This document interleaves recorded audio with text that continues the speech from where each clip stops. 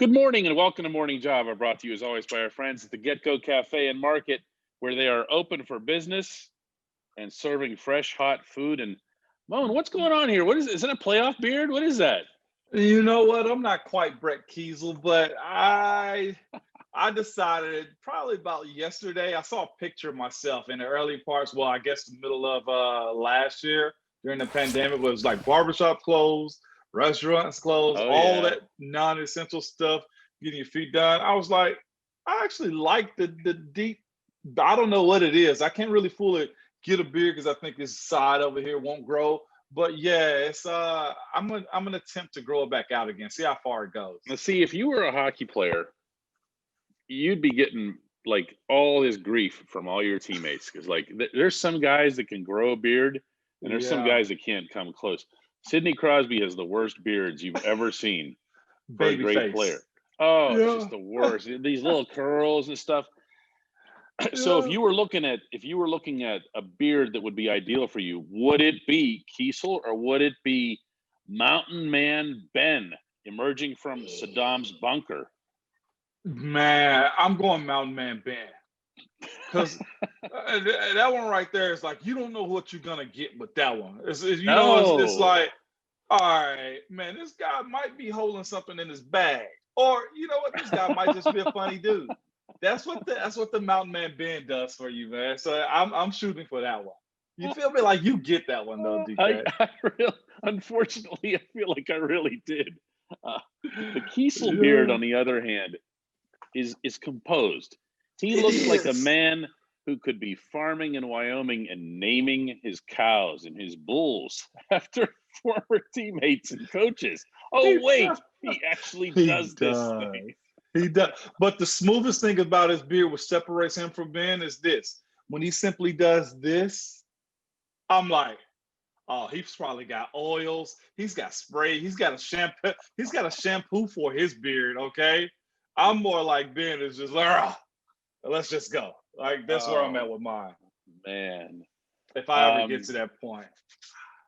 I suppose we could talk about football too. I mean, that's allowed, you know? People like to see us be like this, but DK, if you Yeah, say so, yeah, I guess. I mean, it's the I'm cool with playoffs. It's the playoffs, and the playoffs playoffs.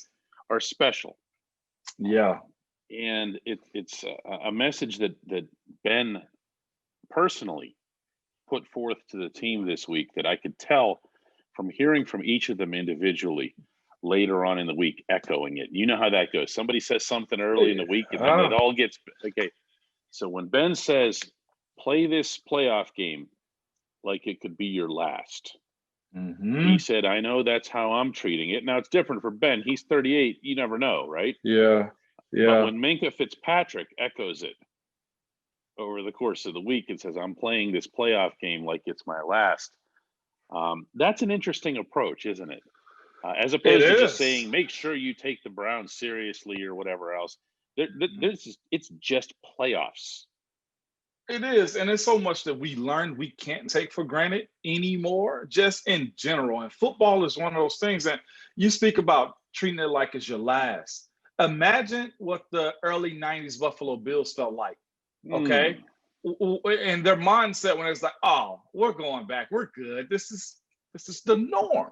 Four Four times. times. And imagine what happened in the 90s after that, in the 2000s after that. And now they're just getting to the point in the late 2000 and 2010s where it became like, all right, we get to punch a ticket to the playoffs again. Like that's where they are. You have a team like Cleveland who's 20 years removed, almost 20 years removed. So when Ben says that, I think looking at just the team, where it's at, as far as man, Ben's an older guy. Pounce is an older guy. When we start talking about double digit, This is what you wrote years in the about this league, week. Yeah, this is what you wrote it about for the is. column. It's It you got to take the opportunity that's sitting there in you front of you. have to. You do, and you only get one. So to hear it, I'm glad you said a young guy like Minka saying that, which was one of the coolest things I saw last night too. Was him and Jarvis Landry going back and forth. More Minka than Jarvis, because Minka's like, yeah, dude, whatever, get the hell out of my face, like it's whatever. He's he's a football purist, is what I'm saying. And one of the things that he said when Jarvis asked him, man, how did you pick that up super fast in Pittsburgh? And Minka's just cool, calm, and collected, or simply just like, man, this is how it was. Football is football. You know what I mean? Like the terminology is the same. And he went through that whole little spiel. He walked out on the field in Santa Clara, California, as if Yeah. he was born into that defense. You'll Yes. never see anything like that again. Nah, you won't. And that's the beauty of a guy like him understanding like the playoffs ain't a guaranteed thing. Yes, you get a guaranteed ticket when you come in, but it's not guaranteed on Monday coming into it. You either packing your bags or you going in for rehab for the next week. And I think Ben fully understands, and I'm glad Ben delivered it in a way that you can tell everybody like ingested it. They really took that on, because you can talk to somebody sometimes and they'll be like, yeah, whatever, dude, I'm trying to go. And it's in one AirPod and out the other. Exactly. And now when you have guys, like you said, from one corner to the next of the locker room saying the same things, that means Ben, more than anything, delivered that. Because, the league and how they treat Ben or the Steelers, they weren't on the NFL's, I guess, what do you want to call it, promo of like quarterbacks in the league this over the past couple of days. I'm not sure if you saw that. There was two teams missing, which two teams demand that type of respect. It was the Titans, who I cover here now in my morning job, and the Steelers weren't represented on that. So I took it personally, and I'm not even playing. So to go grab this team by the throat and not let go is what I expect this entire playoff. There are a lot of amazing statistics that come out in sports. I'm not sure that I've seen one since the start of the pandemic, Ramon, that impressed me more than this. Listen to this. In the decade of the 2010s, the one through which you played for the Steelers the entire time, NFL home teams won 56.7% of all of their games, of all their home games, 56.7%. This year, in 2020, in front of almost entirely empty stadiums or empty stadiums, for the first time in NFL history, home teams lost more games, 128, than they won, 127. Wow.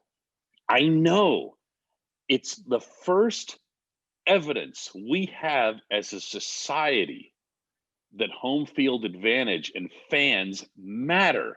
Think about that. Yeah. In the history of sports, it's the first time we really have that.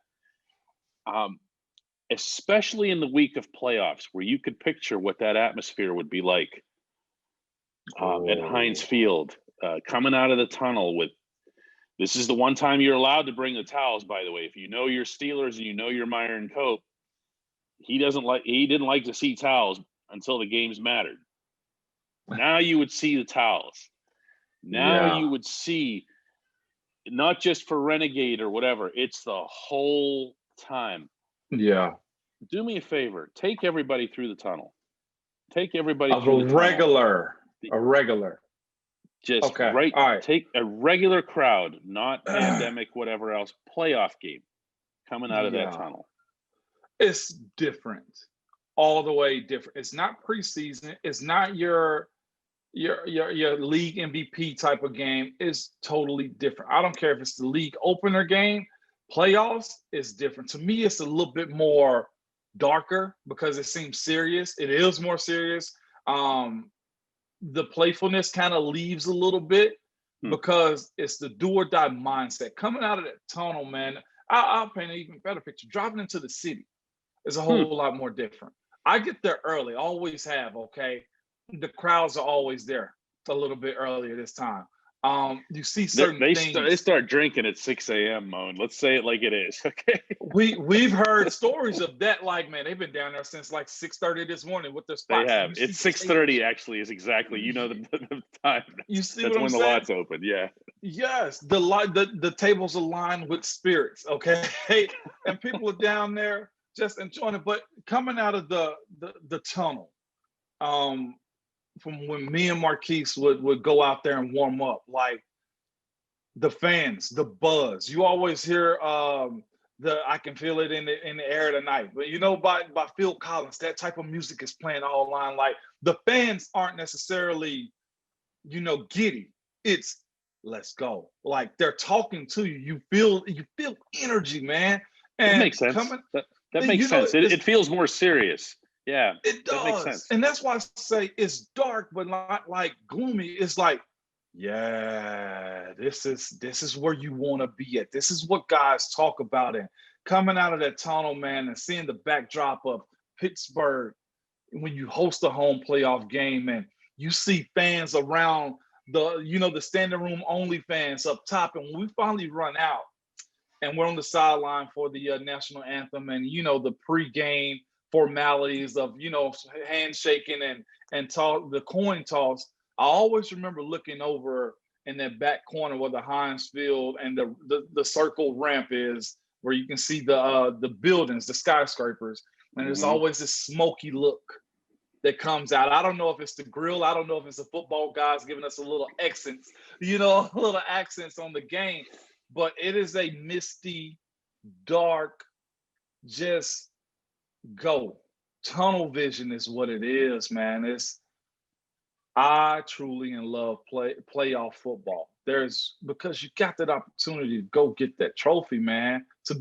Football has got to be one of the only sports where you can say, if you win it, you're the best in the world. Oh, yeah. Okay. NBA, they have, other leagues in China. There's Italy leagues, there's Brazilian leagues. Like soccer's a worldwide sport. Baseball's a worldwide sport. Like here, the purists of the game. Football is an American pastime now. I think it's eclipsed baseball to say, hey, we're here to run the show for however long we keep this thing right. Okay. And to see you be the best in the world, because there's no better league. There's only one league that you want to play in. That's what the playoffs is, man. These other subjects were more fun, but we got to talk about the game at some point. I mean, we can't say the playoffs are all super important and everything, and then not talk about the playoff game. Ramon, I can't get past something that I saw you made an observation yourself about last week when the Steelers were in Cleveland, and that is 4 sacks, no Cam, no TJ. Yeah. I'm not inclined to analyze this game a lot more deeply than that. The Steelers led the universe in pass rushing statistics, all of them, not just sacks. It's not just sacks. It's TFLs, it's QH, it's everything. They got back there and they made everything happen. Tell me why that would or wouldn't be the defining characteristic of this game. It has to be. Baker is the thing that really gets them going. Like, I know what Kareem Hunt and Nick Chubb does in the background, but if you can get to him, slow him down, take him out of his game, because they feed off of him. I got to give it to him. The guy is a spark plug, man. Emotionally, I could see that. I mean, you hear that from them. They think, I think, Moan, that they think he's better than he is. No, 100%. You know what I'm saying? And it wouldn't shock me if he got a deal this offseason to justify that, because they go as he go. Like, you can knock him. By the way. Hey, 50-year option, by the way. He's in Bud territory. But it goes down to keeping him quiet, keeping him frustrated. I think the Steelers okay with taking a 20-yard run from Nick Chubb or Kareem Hunt or something like that. But if Baker's able to get the chunk plays, the play action plays, the rolling out of the pocket, hitting guys on the sideline plays, that's when he gets what they like to call Baker dangerous or whatever it is. But this team, I know the eye roll. This team this past weekend showed a lot with Mason in there. Mason, I think, wrote a nice little check for himself to say, hey, if you give me a little bit of an opportunity, I got something for you guys. If you just be patient with me, because I got to grow. You got to think he's behind a Hall of Fame quarterback with hardly any reps. And he showed a lot last weekend against the Browns. But this team also showed a lot. Offensively, they moved the ball a little bit better, I felt like. They came off the ball, the guys up front, as far as efficiency. It just looked different. So you throw Pounce back into the mix. You get Cam back. You get TJ back, who should be the defensive player of the year. And you got something special, man. We saw what they were able to do with as you want to call them, your golden ticket guys not being in Cleveland this past weekend. Mm-hmm. And probably thank God because they had their COVID outbreak this past weekend. Stay home. Also, yeah. Stay home, and for a good reason. But them getting to Baker is the winning recipe for this weekend. And I think they're able to stop the run on the way to Baker. I think that philosophy, we're stopping the run on the way to the quarterback. It's got to be the philosophy for the guys. Yeah, that to me is the thing that jumps out, because earlier in the season, and I'm not going to be unfairly comparing Bud to Alex Highsmith at very, very, very different stages of their career. Which has shown, again, a good pick, by the way. Oh, yeah. Highsmith. The whole draft. The whole draft. These guys were able to come off the edges, TJ and Bud, and simultaneously contain the quarterbacks, regardless of who they were, including peak Lamar Jackson. Yeah. And at the same time, still show the awareness to seal the edge on the rush. I only wish Bud in particular would get more attention for what he was able to do from a maturation standpoint, because he wasn't all that sharp at it early on in his career. He became an elite stopper of the run along the edge. Yep. It's an unusual skill to be able to twin those things, to go after the quarterback and to contain the running backs. And the beauty, of course, of the Steelers defense is if you do that, if you come in like bookends, the running backs have to do this. They're not going anywhere in that direction. No. And the thing about it is this too, last week. I think last week was the first time Cleveland's had their whole line back together in a while. So I saw some things. Joel Bitonio's out this week. Yeah, that's. But even still, Highsmith, I feel like worked their left tackle. He did. I feel like he worked their left tackle, man. He did a lot of good things. So you couple that with TJ being back this week, who's going to demand a double team, okay? And not only that, man, they might just chip him, but yeah, they could use Hooper to chip. But if you use Austin Hooper to chip TJ on his way out to running routes, you're taking I thought he was one of their better weapons last week. He is. So and all of that wins. So with that, if you got to deal with TJ on the other side with a young guy like Highsmith, who seems to show spurts that I'm gonna be a problem. The story that's gone over everybody's head is Tua's got double-digit sacks. 11. Okay, 11. And then you got to deal with Cam coming back rested, that knows what this game is all about, with the backup left guard that's about to go in there right now. Okay, those are the things that Cleveland's got to deal with. And I know they'll be professional and do their job as far as Cleveland and their offensive line, try to hide some stuff, maybe try to be run heavy to protect Baker, running out of the pocket, whatever they got to do. But I'm excited for this matchup for those reasons right there. I hate they got the COVID situation, but in the terms of Mike Tomlin, we do not care. All right, no, that's how it's got to go. And sucks for them is all I got to say about that. Well, let's go for a pick then. What do you got? I got Pittsburgh. I said it with a straight face. I have Pittsburgh. If they were able to do what they were supposed to last weekend with your golden ticket guys sitting in Western PA at full strength, no matter what you think of the offense, if this defense scores 2 touchdowns to set this team up offensively, the second half of the Colts game is where I feel like Ben will and should pick up. You think that was a breakthrough or just a? It was, and I talked to somebody very close to the organization, that said, look, they went in at halftime, Ben said some stuff to them. And from there, he said, hey, we just got to get going. And then they dropped the bomb to Deontay, and it's like, okay, that's who we're looking for. And I think that's where they are right now, man, as a whole. It's like, you know how it is as athletes and in the game, you get caught in the funk. And I think that second half was an eye-opener. It's like, all right, we're not as sweet as we thought we were, especially offensively. We got to do our doggone jobs, and that's what they're leaning on right now. Ben knows the importance of this thing. It's all the stuff circulating around on what they're going to do, how this is going to pan out in the offseason. Screw that. It's about now, and that's why I got Pittsburgh winning this one for sure. Score. Give me 24-14. See, I think they'll score more than that, Moan. I don't think they'll score more than that. I think mean, they put up get an 38 opportunity last to kick time. field goals. They'll kick field goals this game. There's something about between. Well, I'll say this, DK, if they're scoring a lot, I don't know if Pittsburgh is going to win the game. If that's the case, I got Pittsburgh winning the game. I got this defense. Oh, I didn't mean Cleveland would score more. I mean Pittsburgh would score more. I just think I feel pretty strongly about the breakthrough thing, the Colts thing. Yeah. And then, although I don't know how many people would agree with me on this, but even this game last week in Cleveland, I thought was a sign that Randy was still going downfield. The receivers, who are still the same receivers, were running routes that are, in the same playbook and running them really well and making big plays downfield. Everyone talks about the game that Claypool had, and he was fine. 5 catches for 103 yards. Deontay had 3 catches, 47 yards, 41 yards, and a 4th down conversion.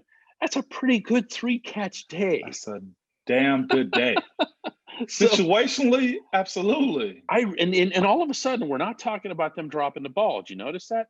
Everything just kind of started even, and we're not talking about the offensive line anymore. And we're not even talking about James Conner and the running game anymore. Why? Because you back everybody off the line of scrimmage for the first time these last couple of weeks. And that's just such a big deal. It really is. It is. I could see the Steelers winning as well. I do think they'll score more. I think this is not going to be an interesting game. But people hate when you say stuff like that. It's like, stop it. You're jinxing them like we're in 4th grade or something. I know. The game is the game, man. I got them getting about 24 points. I think they beat Cleveland convincingly is what I'm saying.